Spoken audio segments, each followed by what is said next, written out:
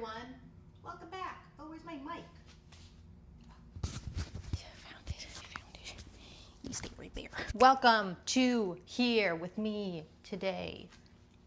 On today's little lesson, we're going to talk about the 5 major chord shapes.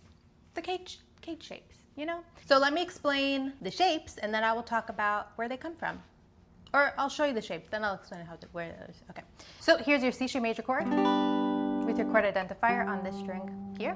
Here's your A shape major chord with your chord identifier on this string here. Here's your G shaped major chord with your chord identifier on this string here. Here's your E shape major chord with your chord identifier on this string up there. And here's your D shape major chord with your chord identifier right there. And so these shapes come from the C, A, G, E, and D chords played in the open position.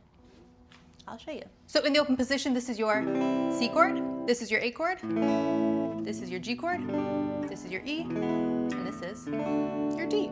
So we can move all of these chord shapes down the fretboard. The only thing we need to do is turn them into bar chords. And the reason that we need to do that is because of this part of the guitar right here.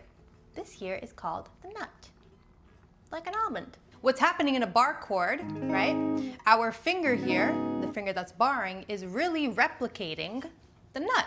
So if we take our C major chord, we're gonna pretend our finger is the nut, right? Put it right there, fill in the shape, and there's your C major chord. So now we can move this shape up, right? Because we're taking the nut with us.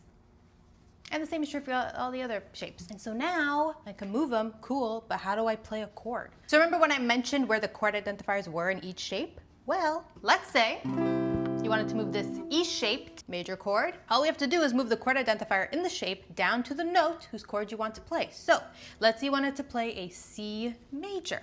Well, we have to find a C note along this string here. So we find one right here, right? Then we fill in the rest of the shape. And there's your E-shaped C major chord. Boom! So that's it, guys. That is how you, well, that's those the chords. Those are your 5 CAGED-shaped chords. And you can move them anywhere. You can play every major chord in the history of all time. You just gotta know where the notes are.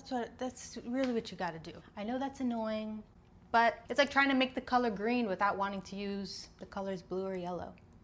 No. No. It's like trying to make the color blue without using the colors green and yellow. So that's all, guys. Thanks for watching. Thanks for being here. And I'll see you soon. Doodles.